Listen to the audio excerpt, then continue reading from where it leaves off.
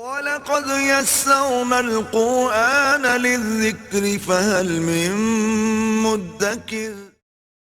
بسم اللہ الرحمن الرحیم۔ آج ہم انشاءاللہ قرآن مجید کا 23واں سپارہ اس کا مطالعہ کر رہے ہیں۔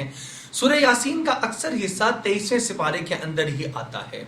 حبیب نجار جو کہ بڑھئی تھا کام کے اعتبار سے، پیشے کے اعتبار سے، لیکن اس نے دیکھا کہ 3 نبی ہیں، اللہ کے نیک بندے ہیں، یہ قوم کی طرف آئے ہیں اور ان کو سمجھا رہے ہیں، تو یہ بھی ساتھ ان کی جو ہے شامل ہو گیا اور ان کی مدد اور نصرت کرنے لگا۔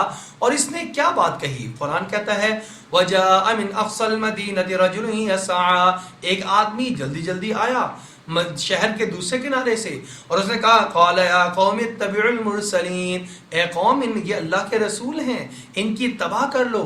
اتبعوا من لا يسألكم اجرا، تم ان کی اتباع کرو، یہ تم سے کوئی اجر بھی نہیں تلاش کر رہے اور طلب کر رہے، اور یہ خود ہدایت یافتہ بھی ہیں، ہدایت دینے کے لیے بھی آئے ہیں۔ جب بات چیت چلی تو اس نے کچھ دعوت کے اور بولے، اور کیا کہا اللہ کی طرف دعوت دیتے ہوئے وَمَا لِيَ لَا أَعْبُدُ الَّذِي فَطَرَنِي وَإِلَيْهِ تُرْجَعُونَ، مجھے کیا ہو گیا کہ میں اس اللہ کی عبادت نہ کروں جس نے مجھے پیدا کیا ہے، یعنی جو میرا خالق ہے مجھے اسی کی عبادت کرنی چاہیے۔ غرض یہ جب تکرار اور بحث اور مناظرہ طول پکڑا تو جھگڑا ہو گیا، لوگوں نے اس حبیب نجار کو شہید کر دیا۔ اللہ رب العزت کے پاس گیا، اللہ نے کیا انعامات دیے وہ بھی قرآن میں اللہ نے ذکر کیے ہیں۔ اس نے جب کہا قیل ادخل الجنہ، اس کو کہا گیا جاؤ تم جنت میں داخل ہو جاؤ، یہ جو تھوڑی سی دیر تم نے میرے انبیاء کی نصرت کی ہے، ان کی تائید کی ہے، اس کی وجہ سے میں تم سے راضی ہو گیا اور میں نے تمہارے گناہوں کو معاف فرما کر جنت میں جانے کا فیصلہ دے دیا۔ اس نے جواب میں یہ خوشخبری سننے کے بعد کیا کہا؟ اس نے کہا قال یا لیت قومی یعلمون بما غفر لی ربی وجعلنی من المکرمین، ہائے کاش میری قوم کو میرا انجام پتہ چل جائے، اللہ نے میری مغفرت بھی کر دی اور مجھے قابل عزت و احترام لوگوں میں داخل اور شامل بھی کر دیا۔ اب ان کی قوم کو تو پتہ چلا ہی نہیں، امت محمدیہ صلی اللہ علیہ وسلم کو اللہ نے بتا دیا کہ ہمیشہ نیک لوگوں کی اور نیکی کا کام پھیلانے والوں کی مدد اور نصرت میں کھڑا ہونا چاہیے، ان کی مخالفت اور ان کے مقابلے میں نہیں آنا چاہیے۔ اللہ کی مدد ان کے ساتھ اور ان کی تائید کرنے والوں کے ساتھ ہوا کرتی ہے، دنیا میں بھی اور آخرت میں بھی یہی لوگ کامیاب ہوا کرتے ہیں۔ دوسری اہم ترین چیز جو ہے وہ کیا ہے کہ اس آخرت کے اندر جب ہم جائیں گے تو ایک دوسرے کے اوپر الزام تراشی کر رہے ہوں گے۔ ایک دنیا میں وہ لوگ ہوتے ہیں کہ جن کی بات کو مانا جاتا ہے، جس طرح یہ انبیاء علیہ السلام ہیں، ان کے نقش قدم پہ چلنے کی وجہ سے تو کامیابی یہ اسی سپارے کے آغاز میں معلوم ہو گیا۔ لیکن ایک دوسرا طبقہ ہوتا ہے جو برائی کی طرف رہنمائی کرنے والا ہوتا ہے، ان کی اگر رہنمائی کریں گے اور ان کی پاسداری کریں گے اور ان کی طرفداری کریں گے تو کیا ہوگا؟ وہ آپ کو بھی جہنم میں لے جائیں گے، اور وہاں پہ کھڑے ہو کر آپ ایک دوسرے کے ساتھ جب مکالمہ کریں گے تو وہ مکالمہ کیا ہوگا؟ اللہ نے قرآن پاک میں بیان فرما دیا احشروا الذین ظلموا وازواجہم وما كانوا يعبدون، اللہ جل شانہ ظالموں کو بھی اور ان کے ساتھیوں کو بھی اور جن کی یہ عبادت کیا کرتے تھے سب کو آخرت میں اکٹھا کر دیں گے۔ جب اکٹھا کریں گے تو وہ کیا کہیں گے؟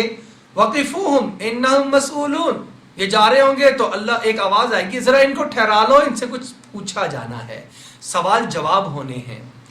ما لکم لا تناصرون، بھائی کیا ہو گیا تمہاری مدد کے لیے کوئی نہیں آ رہا؟ بل ہم اليوم مستسلمون واقبل بعضهم على بعض يتساءلون، اب وہ آپس میں ایک دوسرے سے سوال کریں گے اور جواب دیں گے۔ وہ کیا ہوگا؟ قالوا انکم کنتم تأتوننا عن الیمین، اب جو کمزور طبقہ ہے جو کہ رعایا ہوا کرتی ہے وہ اپنے برائی کے حاکموں اور لیڈران سے یہ بات کہے گی تم ہی تھے نا بڑے زور کے ساتھ آیا کرتے تھے اور آ کر ہمیں بہکانے کی سازشیں کیا کرتے تھے، بتاؤ آج کیا کرنا ہے؟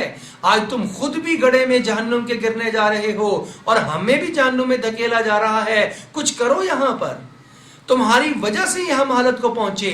جب یہ کہیں گے تو وہ جواب میں کہیں گے قالو، اب یہ بڑے جو لیڈران ہیں برائی کے وہ کیا جواب دیں گے؟ بل لم تکونوا مؤمنین، تم خود ہی ایمان لانے والے نہیں تھے، وما کان لنا علیکم من سلطان، ہم نے تم پہ کوئی زور زبردستی تو نہیں کی، نہ ہم زور زبردستی کر سکتے تھے، بل کنتم قوما طاغین، اصل میں تو تم خود سرکش قوم تھے، صرف ہم نے تو اشارہ کیا اور تم ادھر بھاگنا شروع ہو گئے، خرابی ہماری نہیں ہے، خرابی تمہاری اپنی ہے۔ اب فرق ملاحظہ کیجئے، ایمان والے انبیاء علیہ السلام کی تائید کرتے رہے اس دنیا میں، تو انبیاء ان کو آخرت میں بھی ساتھ لیں گے اور سفارش کر کے جنت میں داخل کروا دیں گے۔ برے لیڈران جو ہیں یہ اپنی رعایا کو بہکاتے رہے، دنیا میں ذلیل و رسوا ہوئے، آخرت میں ایک دوسرے کو الزام تراشی اور برات کا اعلان کر دیں گے، تم خود ہی بہکے ہوئے تھے، ہمارے بہکانے سے تم نہیں بہکے، تم تو خود ہی سرکش تھے اپنی طبیعت کے اعتبار سے، اور لہٰذا آج تم ہمیں ملامت نہ کرو، اپنے آپ کو ملامت کرو۔ اور تو اور شیطان بھی کہے گا فلا تلومونی ولوموا انفسکم، مجھے شیطان کو ملامت نہ کرو کہ میں نے تمہیں بہکا دیا، اپنے نفسوں کو ملامت کرو، تم تو خود ہی بہکے ہوئے تھے، تم تو انتظار میں تھے کہ حق کے خلاف کوئی آواز دینے والا آواز دے اور ہم اس کے پیچھے ہو لیں۔ آگے اللہ جل شانہ فرما رہے فحق علینا قول ربنا، ہمارے رب کا قول ہم پہ حق ہو گیا، اب تو ہمیں عذاب چکھنا ہی پڑے گا۔ یہ انجام ان لوگوں کا ہے۔ یہ بھی اللہ جل شانہ نے بیان فرما دیا فاغویناکم انا کنا غاوین، ہم نے تمہیں گمراہ کیا اس لیے کہ ہم بھی گمراہ تھے، جیسے ہم خود تھے ویسے ہم نے تمہیں بنا دیا۔ اسی سے بارے میں اس سے آگے اللہ جل شانہ نے یہ بات بھی بیان فرمائی، انسان جو بھی نیک عمل کرتا ہے وہ اللہ کی توفیق کے ساتھ ہی کیا کرتا ہے۔ سیدنا داؤد علیہ السلام اور سلیمان علیہ السلام کا ایسا خاندان تھا جو کہ انتہائی نیک لوگوں کا خاندان شمار ہوتا تھا، مرد ہوں یا عورتیں یا بچے، سبھی سب اللہ جل شانہ کے ماننے والے اور عبادت میں وقت گزارنے والے ہوا کرتے تھے۔ سیدنا داؤد علیہ نبینا علیہ السلام کو اللہ نے بہت سارے معجزات بھی عطا فرمائے تھے، سیدنا ان کے بیٹے سیدنا سلیمان علیہ السلام کو بہت سارے معجزات عطا فرمائے تھے۔ داؤد علیہ نبینا علیہ السلام نے اللہ کی عبادت کے لیے ایک ایسی ترتیب مقرر فرمائی تھی کہ پورے دن میں اور رات میں ہر وقت میں گھر میں سے ایک شخص جاگا رہے اور اللہ کی عبادت میں مشغول رہے۔ خود بھی انہوں نے اپنے اوقات کی تقسیم ایسے کی تھی کہ ایک وقت جو ہے وہ لوگوں کے مسائل کو سننے کا تھا، ایک وقت ان کا اللہ کی عبادت کا ہوا کرتا تھا۔ ایک مرتبہ انہوں نے اللہ رب العزت کے سامنے اس بات کا اظہار بھی کر دیا۔ اللہ جل شانہ نے قرآن مجید میں اس کا تذکرہ بھی فرمایا ہے۔ سب سے پہلے تو یہ بات فرمائی کہ اصبر علی ما یقولون واذکر عبدنا داود ذا الایید انہ اواب۔ داؤد علیہ السلام کا قصہ دیکھیے، وہ اللہ کی طرف بہت زیادہ رجوع کرنے والا تھا، اور اس کو معجزات جو ہم نے دیے، جب وہ تلاوت کیا کرتے تھے زبور کی تو اللہ رب العزت نے ان کی آواز میں اتنی خوش الہانی رکھی تھی کہ پرندے بھی آ جایا کرتے تھے، جمع ہو کر ان کے ساتھ اللہ کا ذکر کرتے تھے، پہاڑ اور درخت اور کائنات ساری کی ساری ان کے ساتھ اللہ کے ذکر میں مشغول ہو جایا کرتی تھی۔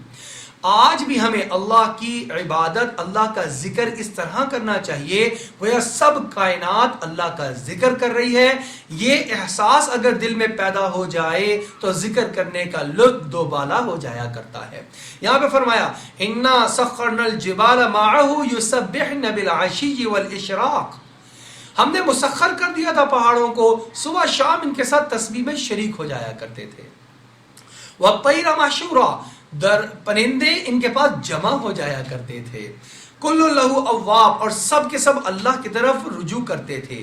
تو اللہ جل شانہ کے سامنے جب اس بات کا ذکر کیا کہ یا اللہ دیکھیے میرے قبیلے کو اور میرے خاندان کو، ہر وقت میں اللہ آپ کے نام کے ذکر ہر وقت میں میرے گھر میں چلتا رہتا ہے، تو اللہ رب العزت نے جواب مرحمت فرمایا یہ سب کچھ میری توفیق سے ہوتا ہے۔ جس دن میں نے تمہیں اپنے حال پر چھوڑ دیا، اپنی پناہ سے نکال دیا، اس دن میں تم کچھ بھی نہیں کر پاؤ گے۔ اور اسی کا ایک عملی نمونہ اللہ نے یہ دکھایا کہ ایک دن اللہ رب العزت نے آزمائش کے لیے ایک واقعہ رونما فرما دیا، اور وہ کیا واقعہ ہوا؟ سیدنا داؤد علیہ نبینا علیہ السلام اپنی اس عبادت گاہ میں بیٹھے ہوئے تھے، قرآن نے اس کو فرمایا کہ وہ محراب تھی۔ اس تصور المحراب اذ دخلوا علی داود ففزع منهم وقالوا لا تخف خصمان بغى بعضنا علی بعض فاحكم بیننا بالحق۔ دو لوگ دروازے سے آنے کی بجائے ایک عجیب و غریب طریقے سے آ رہے ہیں، اور جب کوئی عجیب و غریب غیر معمولی واقعہ سامنے آتا ہے تو انسان پریشان ہو ہی جایا کرتا ہے۔ اب بجائے اس کے کہ دروازے سے آتے، دیکھا کہ دیوار پر دو لوگ چڑھ رہے ہیں، اب دیکھ رہے ہیں وہ دیوار پر چڑھے ہوئے ہیں، اب ان کا دھیان ادھر گیا تو دیکھا وہ فٹافٹ ٹاپ بھی آئے نیچے اور اچانک سامنے آ کے کھڑے ہو گئے، لباس سے حلیے سے اپنے قوم اور قبیلے کے بھی نہیں لگ رہے، تو بڑی حیرانگی ہوئی اور ان سے پوچھا کہ تم کیوں آئے ہو؟ خوف آیا تو انہوں نے چور ہیں، ڈاکو ہیں، قاتل ہیں، تو انہوں نے فوراً کہا نہیں نہیں آپ ڈریے نہیں، ہم تو ایک فیصلہ کروانے کے لیے آئے ہیں آپ کے پاس۔ اب یہ فیصلے کا وقت نہیں ہے، ان کا عبادت کا وقت ہے۔ انہوں نے کہا چلو بولو کیا؟ اب واقعہ جو انہوں نے بیان کیا فیصلہ وہ انتہائی عجیب و غریب۔ ایک نے کہا جناب اس کے پاس 99 جو بھیڑے ہیں، میرے پاس ایک بھیڑ ہے، ہم نے آپس میں اشتراک کیا ہوا ہے، یہ مجھ پہ زور ڈالتا ہے کہ وہ ایک بھیڑ بھی میں اس کو دے دوں جس کے اوپر میرا گزر و بسر ہے۔ اب واقعہ دیکھیں یہ نہیں ہے کہ 50 میرے پاس ہیں اور 50 ہی اس کے پاس ہیں، یہ چاہتا ہے کہ ایک مجھے اور دے دے، تو پھر تو کوئی فیصلے کی بات سنی بھی جاتی۔ 99 اس کے پاس ہیں، ایک میرے پاس ہے، یہ چاہتا ہے کہ وہ ایک بھی لے لے۔ سیدنا داؤد علیہ السلام نے کہا تم کیوں ظلم کرتے ہو اس بیچارے پر؟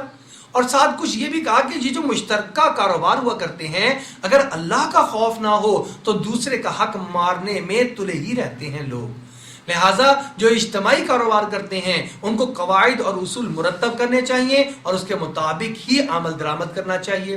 اب انہوں نے کہا نہیں بھئی یہ نہیں ہو سکتا، تم اپنی بکری اپنے پاس اور بھیڑ رکھو، تم 99 اپنے پاس رکھو۔ انہوں نے کہا جی حضور بالکل ٹھیک ہے، اور چلے گئے۔ اب وہ چلے گئے، اب داؤد علیہ السلام بیٹھے سوچ رہے ہیں کہ یہ ہوا کیا ہے۔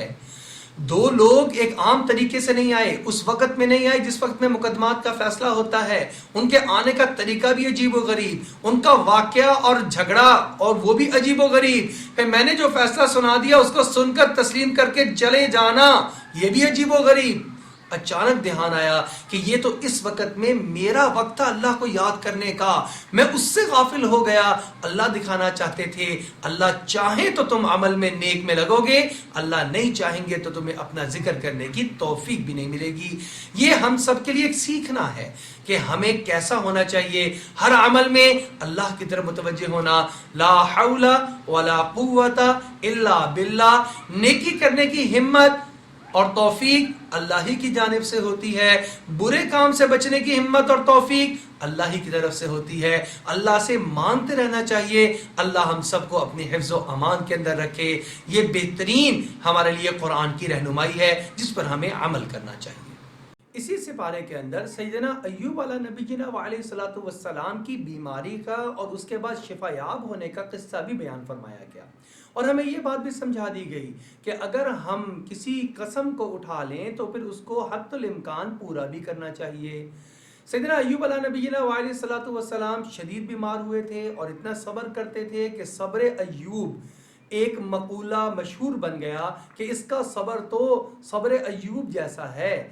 سیدنا ایوب علیہ نبی جنا علیہ الصلوۃ والسلام بیماری جب طویل ہوئی تو ان کی جو اہلیہ تھیں وہ بھی بہت پریشان رہتی تھیں اور مختلف جگہ سے علاج کروایا جاتا تھا۔ تو ایک مرتبہ شیطان ملا طبیب کی شکل میں اور ان کی اہلیہ نے ان سے بھی تذکرہ کیا، تو اس شیطان نے بڑا ہی طبیب حاذق بنتے ہوئے کہا بالکل بالکل یہ تو ٹھیک ہو جائے گا، لیکن ایک بات یاد رکھنا جب یہ ٹھیک ہو جائے تو یہ نہ مجھے نہ بھول جانا، یہ کہہ دینا کہ آپ اس طبیب کی وجہ سے مجھے شفا مل گئی ہے۔ ان کی اہلیہ نے کہا بالکل ٹھیک ہے، دوائی بھی لے لی۔ اب جب آ کر ایوب علیہ السلام کے سامنے اس کا تذکرہ کیا تو اللہ رب العزت نے بات کو کھول دیا اور فرمایا وہ تو شیطان تھا جو ہمیں تجھے بہکانا چاہتا تھا اور اللہ سے دور کرنا چاہتا تھا۔ اس حالت میں اور زیادہ غمگین ہو گئے، یا اللہ اب تو اس بیماری کی وجہ سے شیطان کو بھی ہمت اور جرت ہو گئی کہ وہ میری اہلیہ کو ورغلا دے یا ان کو ایسے مشورے دے جو کہ شرک کی طرف لے جانے والے ہوں، یا اللہ اب اس بیماری کو مجھ سے دور فرما دے۔ اللہ رب العزت نے دعا کو قبول فرمایا اور فرمایا ارکض برجلک ھذا مغتسل بارد وشراب، اپنے پیر کو ایڑی کو زمین پر ماریے، پانی نکلا چشمہ، اور اس چشمے کو کہا اس سے اب غسل بھی فرما لیجئے اور اس کو پی بھی لیجئے، اللہ جس چیز میں چاہیں شفا دے دیں۔ سیدنا ایوب علیہ نبینا علیہ الصلوۃ والسلام بالکل شفا یاب ہو گئے۔ اب اس ٹائم میں بیوی کو یہ کہہ بیٹھے تھے کہ اگر میں اللہ کے حکم سے ٹھیک ہو گیا تو میں تجھے 100 کوڑے لگاؤں گا، 100 ضربے ماروں گا۔ اب جب ٹھیک ہو گئے اب کہنے لگے یا تو قسم توڑتا ہوں یا پھر قسم کو پورا کروں۔ اللہ جل شاہ نے فرمایا نہیں، آپ قسم کو پورا کریں۔ چنانچہ 100 انہوں نے تنکے لیے اور وہ تنکوں سے اکٹھے ایک ہی دفعہ ضرب مار دی۔ یہ اللہ جل شاہ نے خود حکم دیا تھا، فرمایا وَخُذْ بِيَدِكَ ضِغْثًا فَاضْرِب بِهِ وَلَا تَحْنَثْ اِنَّا وَجَدْنَاهُ صَابِرًا۔ اس بیوی کا کیا قصور ہے، خدمت گزار ہے، آپ اپنی قسم کو بھی پورا کیجئے اور آپ حانث بھی نہ ہوں اور آپ آئندہ بھی احتیاط رکھیں۔ اس قسم کا کوئی جملہ نہیں کہنا چاہیے جس سے بے قصور لوگوں پر کسی قسم کا ظلم صادق آتا ہو۔ یہ میرے اور آپ کے لیے بھی ہے، بات بات پر قسمیں نہ کھائی جائیں، قسم کھائی جائے تو پھر اس کو پورا کیا جائے۔ اللہ رب العزت ہمیں قرآن پاک کو سمجھ کر اس کے مطابق عمل پیرا ہونے کی توفیق عطا فرمائے۔